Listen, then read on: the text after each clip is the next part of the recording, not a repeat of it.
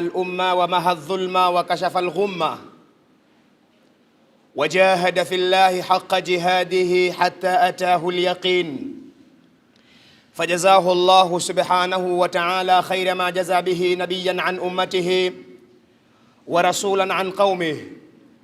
اللهم صل على سيدنا محمد طب القلوب ودوائها وعافية الأبدان وشفائها ونور الأبصار وضيائها وقوت الأرواح وغبائها صلاة دائمة ومستمرة إلى يوم نلقاه. يا نعم المولى ويا نعم النصير، غفرانك ربنا وإليك المصير.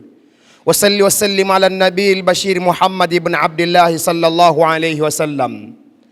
عباد الله، أولا أوصيكم ونفسي بتقوى الله تعالى وطاعته، كما قال الله سبحانه وتعالى في محكم كتابه العزيز بعد يعوذ بالله من الشيطان الرجيم.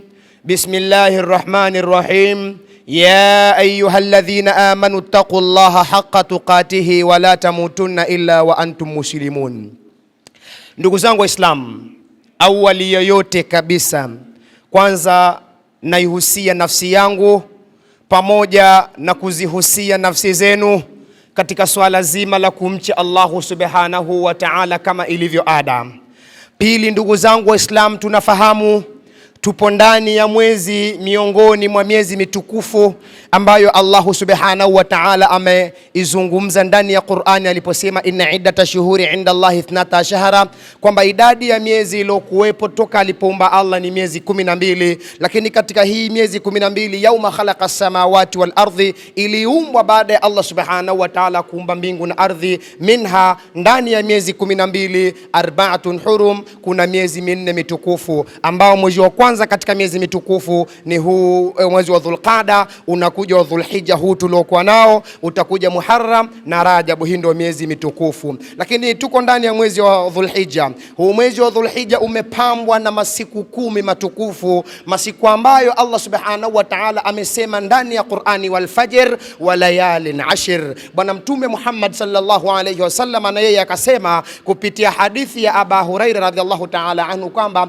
ma min ayyamin, hayakuwa masiku ambayo ndani yake ukifanya tendo lilokuwa kubwa yanafanyika matendo makubwa mazuri mbele Allah subhanahu wa ta'ala yanapendeza kuliko masiku haya, yani ashiri min Dhulhijja, haya masiku 10 ya Dhulhijja. Kwa nini? Unaambiwa kwamba maswahaba wakamuuliza Bwana Mtume Muhammad sallallahu alaihi wasallam, ya Rasulullah, kama inafika pahala unasema haya masiku ni matukufu, ni makubwa, ukifanya matendo yake ni makubwa mbele Allah subhanahu wa ta'ala, malipo yake ni makubwa mbele Allah subhanahu wa ta'ala, wala jihadu fi sabilillah, hata jihadi ya Rasulullah hailingani sana. Mtume akasema wala jihadu fi sabilillah, hata bila jihadi pia hailingani, malipo yake hailingani na haya malipo yanayopatikana katika masiku haya 10 ya mwezi wa Dhulhijja, isipokuwa tu illa rajulun, isipokuwa mtu atoke yeye mwenyewe kwa nafsi yake, wa malihi, na mali zake, aende katika vita na akapigana vita, baada ya kupigana vita afie katika vita, asirudi, huyo mtu ndo atakuwa bora kuliko haya masiku 10 ya mwezi huu wa Dhulhijja. Hiyo so hutuba yetu, nilikuwa natoa tu ufupisho kwa kwamba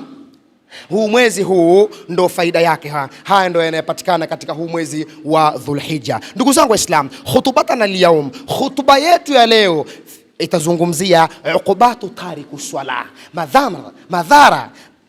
madhambi, matatizo anayapata mwenye kuacha ibada ya swala, ambaye asoswali tena maal jamaa, na jamaa. Mtu asoswali sala 5, mtu asoswali na jamaa, mtu huyu ana matatizo gani mbele Allah subhanahu wa ta'ala? Rudi kwanza katika surat Maryam. Allah subhanahu wa ta'ala anasema katika surat Maryam, anasemaje Allah? Fa khalafa min ba'dihim khalfun adha'u as-salata wattaba'u ash-shahawati fasawfa yalqawna ghayya illa man taba wa amana wa amila salihan fa ulaika yadkhuluna al-janna wa la yadhlimuna shay'a. Tumswalieni Bwana Mtume Muhammad. Allah subhanahu wa ta'ala anamwambia Bwana Mtume Muhammad, Anamwambiaje bwana mtume Muhammad kwamba ya Muhammadi, ewe Muhammad, fakhalafa min ba'dim, wewe na hilo kundi lako mkiondoka, kwa maana na maswahaba zako mkiondoka, khalfun, kuna kundi litakuja baada ya wewe Muhammad kuondoka, kundi ambalo adha'u swalati, watazinyongesha swala, watazipuuza swala, wataziswali sala kama wanavyotaka wao, kama tunavyoona sasa hivi watu wanaswali Jumaa hadi Jumaa, watu wanaswali Idi hadi Idi, watu wanaswali Ramadhani hadi Ramadhani, watu wanapaka pana misiba. Kwa maana hiyo swala imeonekana ni kitu cha kawaida, na ikifika pahala kuna mpira unacheza saa 12:30, mtu ataka angalie mpira, baada ya kuangalia mpira na mara nyingine swala ile itampita, mwisho kabisa ndo atasema anaenda kuzilipa, na mwingine zinampita kabisa. Mal'unun fi Taurat wal Injil, wewe unalaaniwa katika Taurat na Injili, wewe mpaka na Zabur na Furqan vyote vinakulaani. Leo hii imefika pahala, hata ikifika pahala kuna Simba na Yanga zinacheza, watu wanatoka wengine saa 11 alfajiri, anatoka Kigamboni hapa anaenda Taifa 11 alfajiri, kesha afika zake Taifa. Akifika Taifa anakaa anasubiria mpira unachezwa saa 1 usiku, anashinda mule mule. Ana kazi ya kuzunguka mule, ana kazi ya kukaa mule. Inafika pahala yani swala hakuna. Siku hiyo swala itampita siku hiyo, hato swali siku hiyo, na baada ya muda mchache atakuja singizia kuilipa swala. Mwenye kuacha swala tena mutaamidan, kwa makusudi, kutiba ismuhu ala babin nar, jina lake linaandikwa katika moto wa Jahannam. Inna tarika swala, mwenye kuacha ibada ya na ma'al jamaa, pamoja na jamaa, mal'unu fi dunya wal akhirah, amelaaniwa duniani mpaka kesho akhera. Leo hii tunakula na matariku swala, tunashinda na matariku swala, tunalala na matariku swala, na hatuna habari. Na wewe ni baba, una kijana wako tariku swala, una mkewe tariku swala, una binti yako tariku swala, na unatoka alfajiri kwenda kumtafutia chakula, unarudi unampa chakula anakula, unafuga maadui ndani ya nyumba yako. Shekhe wangu, kama ulikuwa hujui, kama una mke wako ni tariku swala, haswali sala 5, ujue kabisa ya kuwa kwamba unakaa na kuishi na adui ndani ya nyumba. Qur'ani Allah anasema, ya ayyuhalladhina amanu inna min azwajikum wa auladukum aduwwan lakum fahdharuhum. Allah subhanahu wa ta'ala anasema ndani ya Qur'an, enyi mlioamini Allah, hakika baadhi ya wake zenu, baadhi ya watoto zenu, aduwwan lakum, ni maadui zenu. Kwa hiyo kama ni maadui zenu, fahdharuhum, jihadharini nao, jitahadharini nao. Ndugu zangu Waislamu, vipi mke umemtolea mahari, ukaenda kumposa ukamtolea mahari, na ukaenda kumuoa kwa ndoa halali, awe adui yako? Mtoto umemzaa ndani ya ndoa, awe adui yako. Kwa vipi? Kwa hapa duniani sio adui yako, ila kiyama saa, kule kiyamani ndo atakuwa adui yako. Itakuwaje? Kuwaje? Allah subhanahu wa ta'ala siku ya kiyama ikifika, ataangalia, jamani, fulani bin fulani, wewe umeswali miaka 30, hujaacha sala hata moja, na umefanya matendo yote mazuri. Kwa hiyo cha kufanya wewe, ingia katika pepo yangu ilhali mimi nimeridhia na wewe uridhie. Nenda peponi. Lakini kabla ya kwenda peponi, kuna mtu anazuia bwana mkubwa asiingie peponi. Hapo hapo mkeo atapiga mkono juu, ya Rabbi, mimi napinga asiende peponi huyu bwana mkubwa. Allah anauliza, wewe nani? Anasema, huyu bwana mkubwa alinioa, akatoa mahari, nikawa naishi kwake, lakini cha ajabu nimeishi kwake ilhali min tariku swala, nilikuwa natoka naenda nitakako, nilikuwa navaa nitakavo, nilikuwa muda naotaka kurudi nyumbani ndo naorudi huo, na wala hazungumzi chochote ya Rabbul Alamin. Hebu leo angalia huyu bwana mkubwa, haki itendeke leo ya Rabbi. Allah anauliza, bwana vipi chuma chako hiki? Sasa ya Rabbi, wa kwangu huyo. Haya, chukueni miaka 10 mpeni akaishi peponi. Mkeo anachukua peponi. Wanakuja vijana wako wote, wanafika mbele ya Rabbi, na sisi bado tunapinga asiende peponi huyu. Kwa nini asiende peponi? Ya Rabbi, huyu sisi ni vijana wake, ametuzaa huyu ya Rabbi. Kakuzaeni haya vipi bwana mkubwa kwako? Sema ndio ya Rabbi. Ya Rabbi, huyu bwana mkubwa alituacha sisi, tulikuwa tukizini, tulikuwa maana hata ikifika pahala anapewa malalamiko kuhusiana na sisi. Kuna wazee shehe, ukimpa mabwana kijana wako amekuwa ni kifagio cha mtaa, ndio kwanza anamtetea kijana wake na anajisifia, mimi na dume. Mimi una dume ya salamu, siku ya kiyama hilo dume litakwenda kukuangamiza shekhe. Mpeni miaka 10 akaishi peponi. Anakuja binti yako, sema ya Rabbi, na mimi hapa, huyu ni babangu, nilikuwa nakuja kuchukuliwa na magari na pikipiki, na kesha kuziniwa, naletwa alfajiri, nampa pesa ya soda, nampa pesa ya chai, tena nakushukuru alhamdulillah. Baada ya muda mchache hakunikataza mimi ya Rabbi. Hembu leo hukumu leo. Allah anakuza, bwana vipi na wenyewe huyo kwako? Asema ya Rabbi, ndio kwangu, mpeni miaka 10. Shehe wangu wewe unabakia sifuri ya daini, mikono mitupu, hakuna kitu, unaenda kwenda kuishi katika shimo la moto jahannam. Ndio maana Allah kusema ya ayyuhalladhina amanu inna min azwajikum wa auladikum aduwwan lakum fahdharuhum. Ni maadui zenu, wake zenu, watoto zenu, baadhi yenu jihadhari nao mashekhe. Unafika pahala unatoka alfajiri unakwenda kazini. Baada ya kutoka kazini, wewe una kazi ya kuuliza tu, jamani vipi watoto wameenda shule? Wameenda shule. Vipi wamekula? Wamekula. Haya basi niwekeni mimi chakula nile lale. Huulizi mkeo mmeswali, humuulizi mtoto ameswali, huulizi mtoto kaenda madrasa. Ndio maisha ambayo tunaishi katika jamii, ndugu zangu Waislamu. Sasa haya yote haya uandae majibu ya kwenda kumjibu Allah subhanahu wa ta'ala siku ya kiyama, ndugu zangu Waislamu. Tariku swala, mwenye kuacha ibada ya swala, yabghadhahu Allah ta'ala, anachukiwa na Allah mtukufu, wal malaika, na malaika wa Allah, mpaka mbingu za Allah, mpaka ardhi za Allah, mpaka jua la Allah, mpaka mwezi wa Allah, mpaka nyota za Allah, mpaka ndege wanaoruka angani, mpaka samaki baharini, hata kullu shay'in tala'at alayhi shams, kila chenye kuchomozewa na jua kinamlaani na kinamchukia huyu mwenye kuacha ibada ya swala. Tariku swala, hata nguo unayevaa inazungumza, inasema lau sio mimi, lau si Allah kunitweza nguvu, ningechanika na ukabakia uchi. Tariku swala, mpaka nyumba anayetoka huwa inazungumza, inasema lau si uwezo wangu, lau ingekuwa ni uwezo wangu, wewe usingerudi tena katika hii nyumba. Tariku swala, mpaka kitanda anacho huwa kinasema lau si mimi, lau si Allah kunitweza nguvu, usingelala tena katika kitanda. Tariku swala, mpaka maji unayekunywa yanakulaani. Tariku swala, mpaka chakula unachokula huwa kinanena, kinasema lau sakhartani rabbi, lau si Allah kunitweza nguvu kwa ajili yako, ningekukaba katika koo na ukafa muda huo. Tariku swala, na nguruwe, bora nguruwe kuliko tariku swala mbele Allah subhanahu wa ta'ala. Tunakula na matariku swala, tunaishi na matariku swala katika majumba yetu, tunawatafutia vyakula matariku swala, ilhali hao ni mal'un, wamelaaniwa.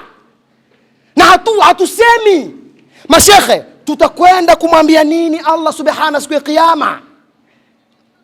Kitu gani utakwenda kumwambia Allah siku ya kiyama shekhe? Kama itafika pahala mkewe haswali, mdogo wako haswali, familia yako waswali, kila moja wanaishi katika maisha ambayo wewe, ya salam, ndugu zangu Waislamu, maisha gani tunaishi haya katika mji? Leo hii tunalalamika riziki hazipatikani, sababu sisi swala hakuna.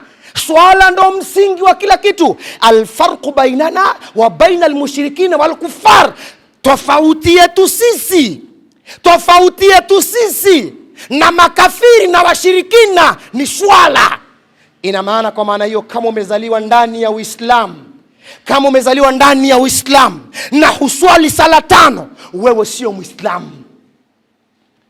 Kama umezaliwa ndani ya Uislamu na uswali sala 5, wewe sio Muislamu. Kama wewe unaswali, kuna mtu unaishi naye, shekhe kamwambie kabisa sio Muislamu, mpaka ifika pahala mtu usimamishe, illa man taba wa amana wa amila salihan fa ulaika yadkhuluna aljanna wa la yadhlimuna shay'a. Hebu tumswalieni bwana mtume Muhammad. Bwana mtume Muhammad sallallahu alaihi wasallam anasema, atani Jibrail alinijilia Jibrail wa Mikail na Mikail, faqala, wakasema, ya Muhammad, ewe Muhammad, inna Allaha yuqri'uka salam, Allah subhanahu wa ta'ala anakutolea salam, wa yaqulu laka, na amesema kukuambia, inna tarika swala min ummatika, hakika mwenye kuacha ibada ya swala katika umma wako, la yajidu rihal janna, hatonusa harufu ya pepo, wa inkana amalihi, hata kama matendo yake akthara, yatakuwa mengi, min amali ahli al-ardhi, kuliko matendo ya watu wote wa ardhini. Inna lillahi. Jibraili na Mikaili wanamwendea mtume. Walipomfikia mtume, wanamwambia, Muhammadi, Allah anakutolea salamu, na Allah amesema hivi, mwambie tariku swala katika umma wako, siku ya kiyama hata harufu ya pepo hatoipata. Ukijenga msikiti, ukaenda haji na umra, ukawasaidia wasiojiweza, ukatoa sana sadaka, kama ibada ya sala hakuna, shekhe, hata harufu ya pepo hautoinusa. Wallahu tabaraka wa taala yaqulu, wa biqawlihi yahtadi almuhtadun, فإذا قرأت القرآن فاستعذ بالله من الشيطان الرجيم. أعوذ بالله من الشيطان الرجيم. بسم الله الرحمن الرحيم. فويل للمصلين الذين هم عن صلاتهم ساهون الذين هم يراءون ويمنعون الماعون. بارك الله لنا ولكم بالقرآن العظيم، ونفعني وإياكم بالآيات والذكر الحكيم. أقول قولي هذا وأستغفر الله العظيم واستعفي عني وعنكم وعن جميع المؤمنين فاستغفروا إنه هو الغفور الرحيم وهو البر الكريم. ادعوا الله وأنتم موقنون بالإجابة.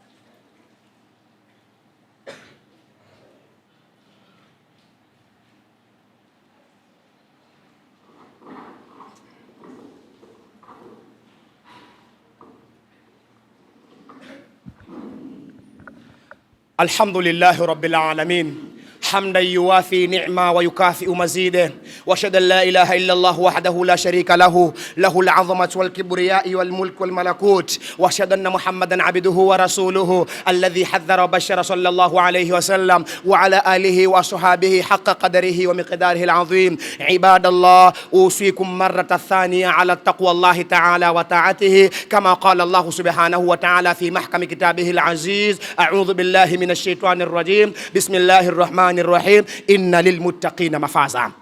Ndugu zangu Waislamu, kwa mara ya pili naihusia nafsi yangu pamoja na kuzihusia nafsi zenu katika swala zima la kumcha Allah subhanahu wa ta'ala kama ilivyo ada. Ndugu zangu Waislamu, kama tulivyosema katika hutuba ya kwanza ya kwamba leo hutuba yetu itazungumzia kuhusiana na swala zima la tariku swala, mwenye kuacha ibada ya swala, ukubatu tariku swala, madhara na matatizo anayapata mwenye kuacha ibada ya swala. Kwanza ndugu zangu Waislamu, fahamuni ya kuwa kwamba inapoadhiniwa adhana Allahu akbar, Allahu akbar, baada ya kuadhiniwa adhana Allahu akbar, Allahu, ikakimiwa swala qad qamati sala, qad qamati sala, baada ya swala kukimiwa, wewe swala ikakupita, ikaja alasiri huja swali ya adhuhurihi, ikapita siku, ikapita, jina lako kutiba smuhu ala babi jahannam, jina lako linakwenda andikwa katika mlango wa moto wa jahannam. Ukipitwa na swala ndugu zangu Waislamu, jina lako linaandikwa katika shimo la moto, katika mlango wa moto wa jahannam. Ndugu zangu Waislamu, tunasoma hata katika hadithi nyingi. Hata hapa kaburini kuna bwana mmoja anaitwa Shujaa al-Aqra. Huyu ni nyoka ambaye ameumbwa na Allah na vichwa vinne. Huyu nyoka huyu unapozikwa, kama ulikuwa tariku swala, kila kipindi cha swala adhana ikiadhiniwa Allahu akbar, Allahu akbar, anakuja kukugonga, na akikugonga uchungu wake hauishi mpaka miaka 40 ishe, ndo uchungu ishe. Fikiria adhuhuri, alasiri, magharibi, isha, subhi, hivyo. Na kaburini hakuna kuishi miaka 10, 15 wala 100. Kaburini kwanza miaka 300 tunaishi ndugu zangu Waislamu. Jiulize, ndani ya miaka 300 unagongwa kila siku, inakuwaje ndugu zangu Waislamu?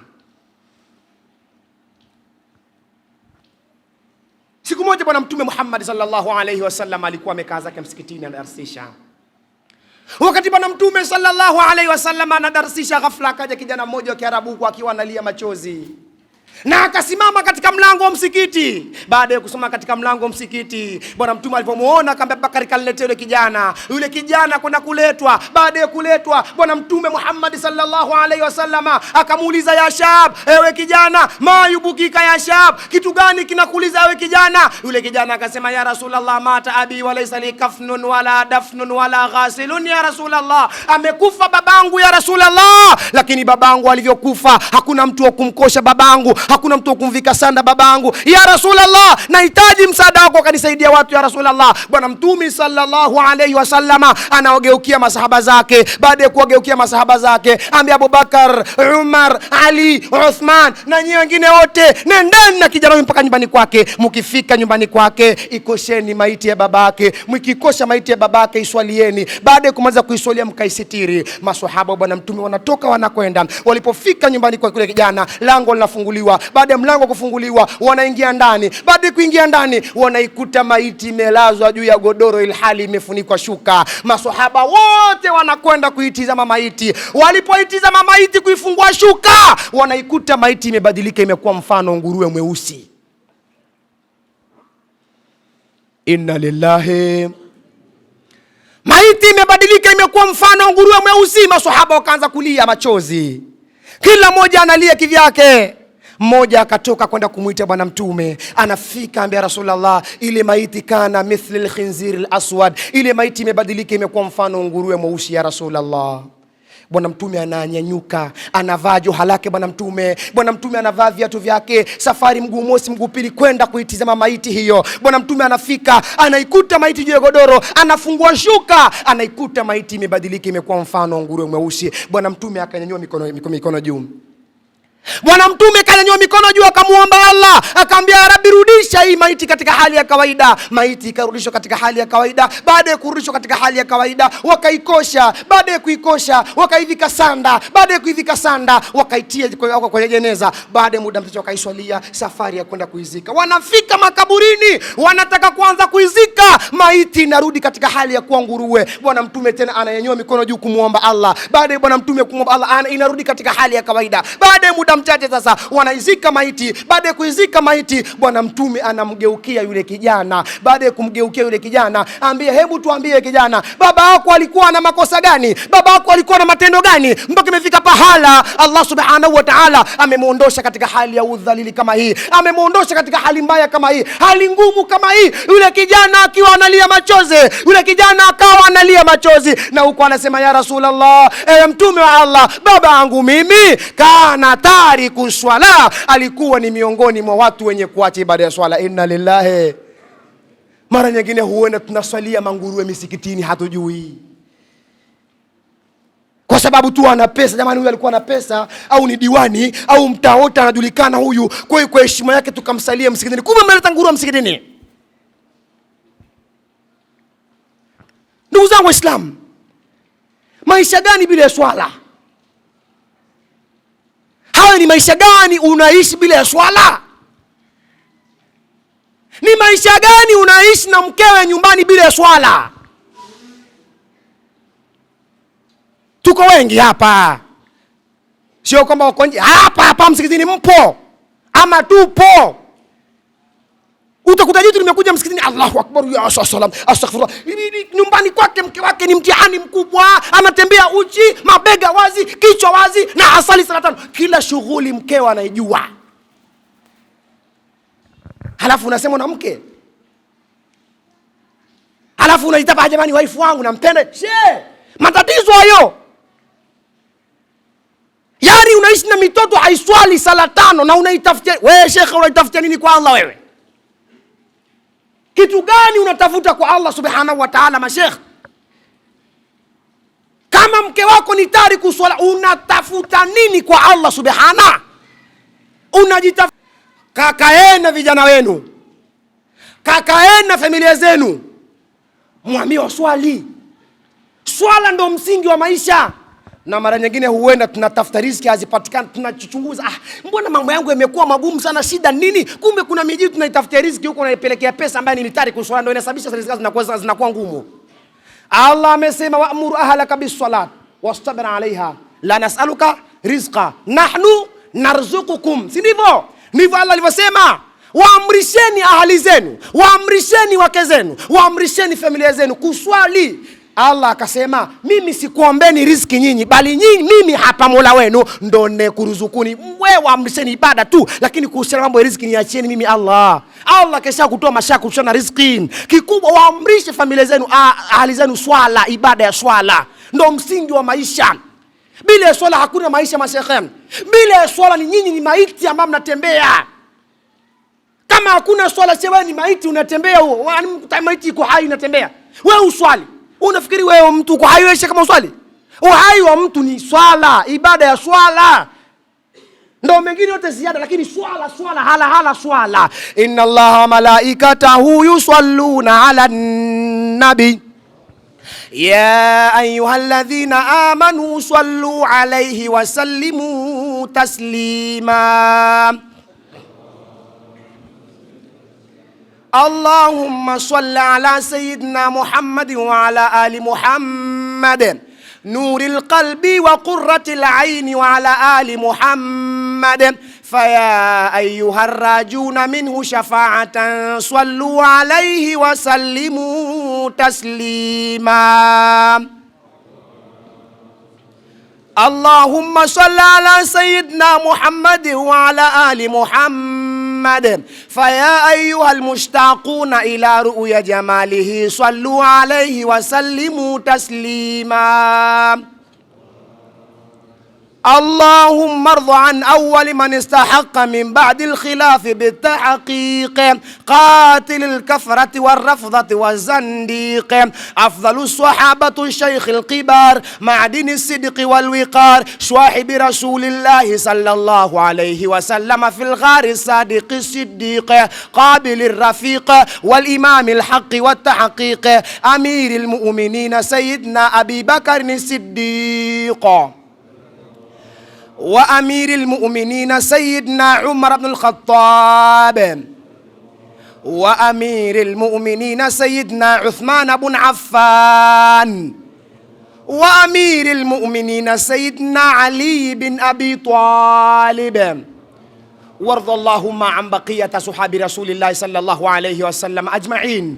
اللهم اجعلنا فيه من المقبولين ولا تجعلنا فيه من المردودين ولا من المغضوب عليهم ولا من الضالين. اللهم اجعلنا من القانتين ولا تجعلنا من الخاسرين. اللهم اجعلنا من المتقين ولا تجعلنا من الخاسرين ولا من المغضوب عليهم ولا من الضالين. اللهم ربنا هب لنا من أزواجنا وذرياتنا قرة أعين وجعلنا المتقين إماما. يا سيد السادات يا رافع الدرجات يا ولي الحسنات يا مجيب الدعوات إنا ندعوك يا رب كما أمرتنا فاستجب دعاءنا كما وعدتنا إنك لا تخلف الميعاد. اللهم يا لطيف لم يزل إنك اللطيف لم تزل ألطف بنا فيما نزل ألطف بنا فيما جرت به المقادير وهون علينا كل عسير فتيسير علينا كل عسير. حاجاتنا إليك كثير وأنت عالم بها وبصير برحمتك يا أرحم الراحمين. وصلى الله على سيدنا محمد النبي الأمي وعلى آله وصحبه وبارك وسلم. الحمد لله رب العالمين. عباد الله إن الله يأمركم بالعدل والإحسان